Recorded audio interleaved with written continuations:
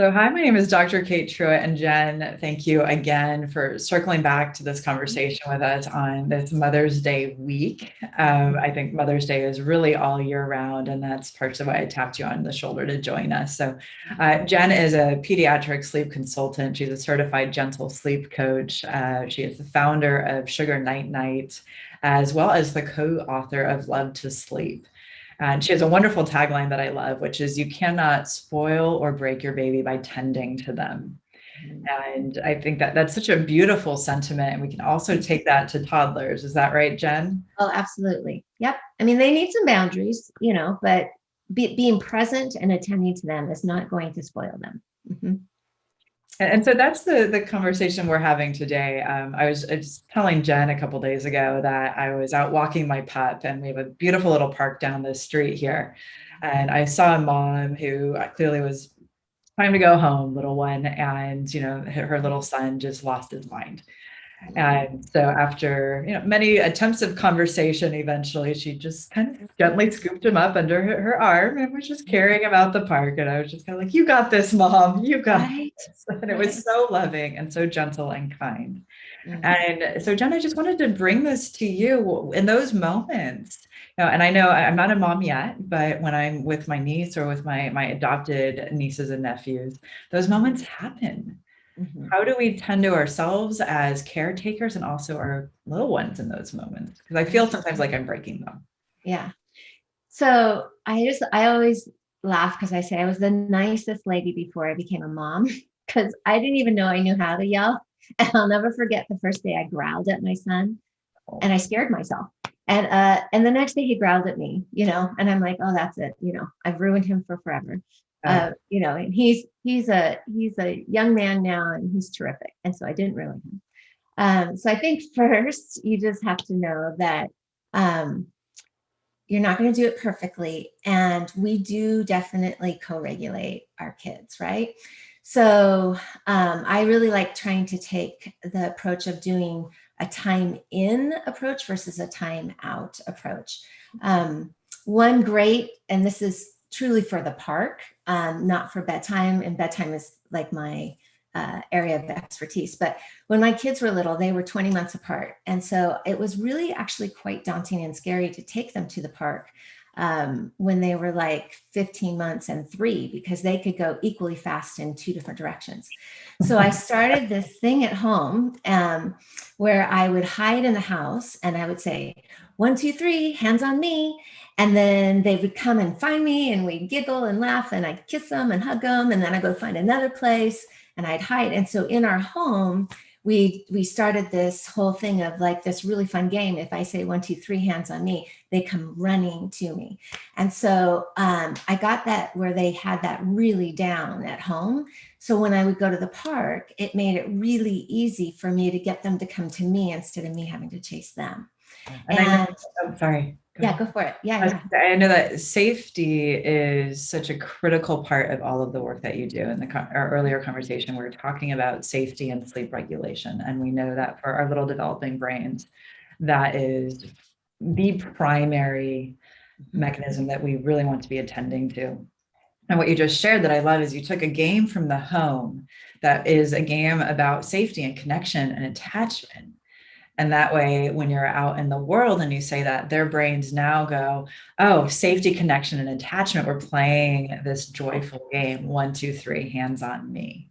Mhm. And you have this wonderful line that is for parents called, you are their park. Mhm. The parent is the child's park. Could you unpack that a little bit? Yeah. So when it comes to bedtime, most dollars don't want the day to end and they don't want the time with you to end, right?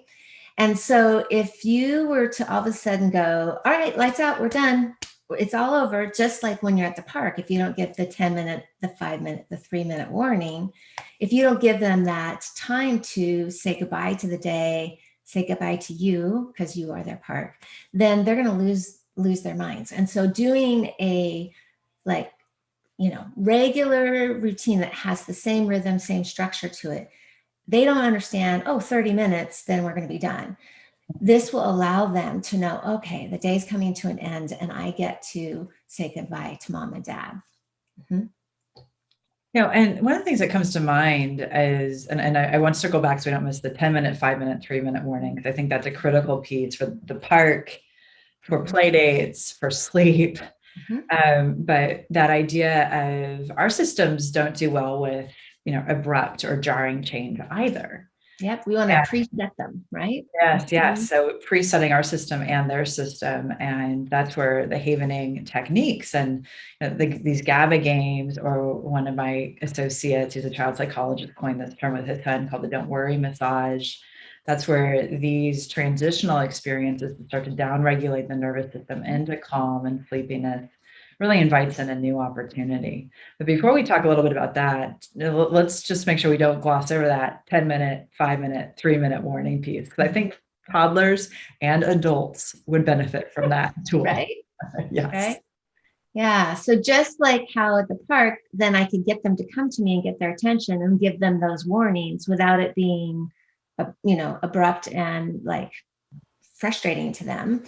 With a bedtime routine being done about 30 minutes in length, each of the little routines that you do in the bedtime time can be like that 10-minute, 5-minute, 3-minute warning. So you don't have to say, okay, it's 10 minutes, it's 5 at bedtime. You can do that by the rituals that you have in your bedtime routine. And the timing of that is really important. So when you think about a time when you've been really overtired, I don't know if that happens to you, but if I pull all nighter All the from work or something, time. right? Yeah. You're just like, I've just lost it. Like, this is like, all my family says, oh, mom hit the wall, right? It's like, I'm overdone, right? So we want to make sure that when we're doing the bedtime routine and we're getting ready for them to fall asleep, they have that good sleep pressure and they're not overdone. And so a good amount of time for in general for 2 to 3 between last naps, so between the nap they wake up and bedtime asleep is 5 hours. So if they were up from their nap at 3, you want them asleep by 8. So what you're looking for is lights out, maybe 20 minutes before you want them to be asleep, right? So you work your way backwards. So the timing is really important. And at 3 years of age, you're usually between 5 and 5.5 hours. And then they usually drop the nap around 4 years of age. And so bedtime would be starting between 7:45 and 8:30. So if we're looking for a 30-minute transition, then really we're starting our bedtime routine 50 minutes before lights out. Yeah. Yeah. Okay. Mhm. And I love what you said about it's not giving these time markers, 5 minutes, 3 minutes, because partially what you're doing there cognitively is taking it offline that this is not a pressure piece because our brain is socialized to feel pressure with time. And Right. instead, it's a transitioning from ritual to ritual to ritual. And, our species has been on this planet for a couple million years, and we love rituals. Mm-hmm. Yeah, and smell can be a part of that too, right? Using all the senses. So if you were to have like a lavender diffuser in at the bedtime, like that can also help stimulate that, oh, it's time to relax and have it be a positive. So it's not like go to bed, no, go to bed, no, like that fight, which a lot of families are struggling. I mean, that is a real struggle. So giving that opportunity for the toddler to give you their last words. I love doing peaks and pits. So, what was the good part of your day, and what was the challenging part of your day? And so that also lets you know, oh, is there something we need to help kind of, touch on before they fall asleep? If there was something that you wouldn't have even noticed in their day that was bothering them. Well, Mhm. and with the pits, I mean, I just want to step back to that idea of how ancient our species is, and the part of our brain that starts to feel insecure or gets that cortisol dump and starts to ramp us up or stress us out, is millions and millions of years old. And our software up here is a couple thousand years old. And so all of this stuff developed before we had lights. And so, in part, what we were doing is modeling sundown. Yep. Oh, okay. Yeah. Because we're hardwired, our little kiddos are hardwired to do that because that's the way our brains were designed. And that's why you would want to have red or amber light in their bedroom and not any blue, green, or white light in their bedroom. Sunset. Yeah, exactly. And then you're building in these little sensory pieces. We talk a lot about how our primal brain only, and you highlighted this, speaks the five language of the senses. It doesn't speak English or French or Mandarin or ASL. Only speaks the five senses. And so simply turning on that lavender diffuser is giving, over the course of time, the brain a learned cue of now it's time to settle. And so it's just a lovely, what we call a little brain hack of, okay, now the day is winding down. We have the lavender. Got it. Just like the sun is setting. Yeah. And I think too, this is where I would love to ask you, because I think it's going to be so helpful for my parents to learn about happening, is that when a parent is feeling a little impatient because it's taking a little longer than we want, and I'm going to tell you, being in a dark room with a toddler who's maybe not quite sleepy yet is really frustrating, right? And part of transitioning little ones, you might be staying with them until they fall asleep and then have an exit strategy to eventually not be in their room anymore. But having the ability to regulate themselves and help teach the little ones how to regulate themselves, I think would be a really important conversation to have, because we can dysregulate our children so fast. Well, I mean, we are the surrogates for our children's nervous systems. So that can feel like a lot of pressure, because how we're experiencing our life and what's going on internally, how our body is responding to the stressors of our day-to-day lives. Well, those little kiddos are just sponges. They have mirror neurons that are going, I am taking all of this in because how mom or dad or my caretaker is doing is also representation of my own safety in the world. So havening, for our audience members who are not familiar, and I know a lot of you follow my YouTube channel, which is my name, Dr. Kate Pruitt. We have loads of videos on havening. But what it is a series of different protocols and techniques that integrate a neuroplasticity mechanism of action called the havening touch. And the touch is 4 simple touches, one right across the brow. Now, if you are a parent, you might have at some point done this motion with your little one, where you're simply rubbing their brow with your thumb as you're cradling them and noticing that they're lolling off to sleep. These are ancient motions, and the other one's just like you're wiping tears away, but we do it when we're wanting to be calm too.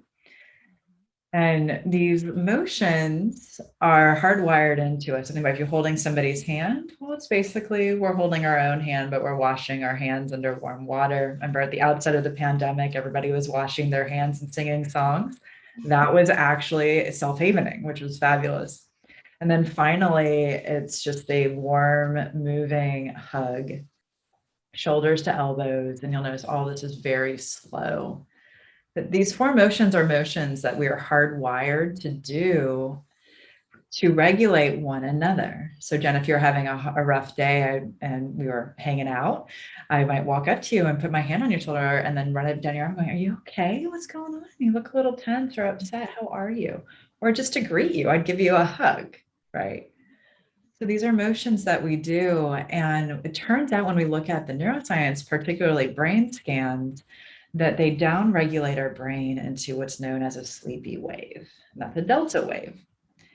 Now, Jen, I just would love to hear what's the benefit of REM sleep for our little ones, which is delta wave sleep. Why do they need it? Yes, for brain development, right? So that they can long-term put that information into long-term memory. Yeah, exactly. And so we're creating with intention this delta wave state in their brain. But the other thing that it does, if we think about when we're in those exhausted moments where we're starting, like you said, hit the wall, then those moments, that feels like electricity in our mind or our body, or it just feels like a lot of energy. Well, that's a really fast brainwave state called high beta or gamma. And delta is the opposite of that. What we're actually doing when we're doing these lovely touches is wrapping a warm fuzzy blanket around our amygdala. Going, hey, fear brain, survival brain, stressed out brain, we're actually okay. We're down-regulating ourselves. But the kicker is with kiddos, we can bring in some songs or play some brain games And we're not just helping them regulate themselves, we're also regulating ourselves. So the nervous systems are co-regulating.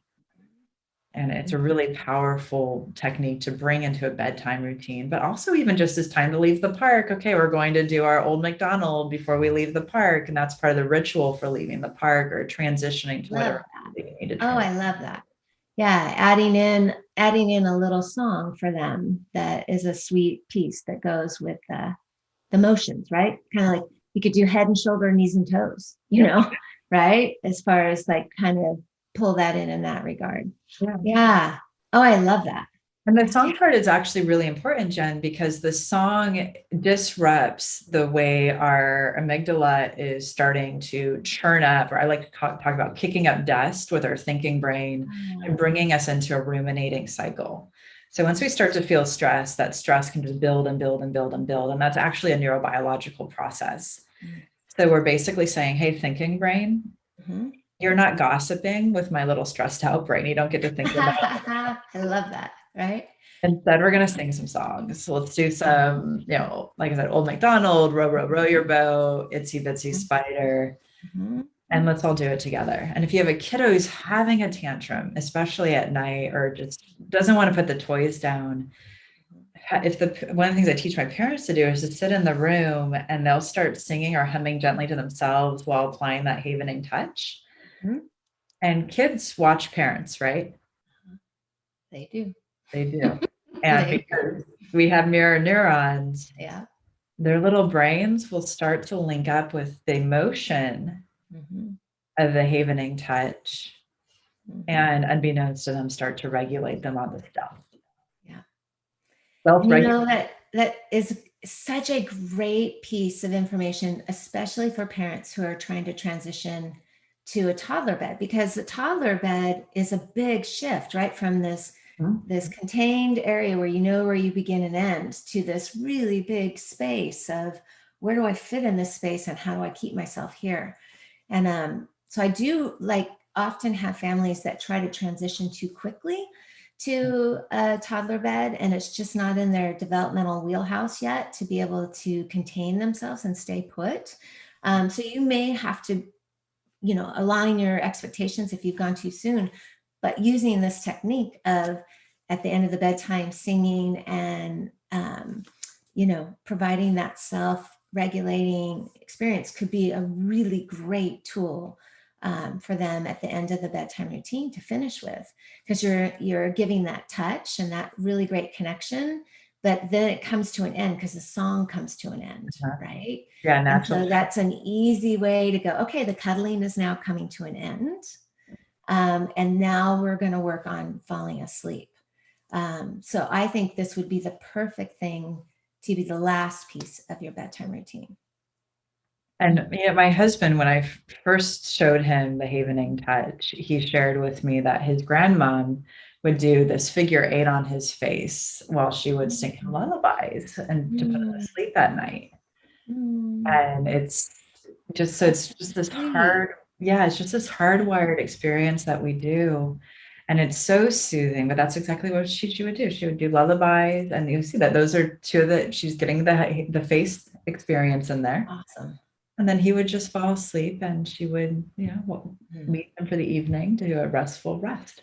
But the kiddos are also learning that they can do the regulation themselves because they're building muscle memory for it. Yeah.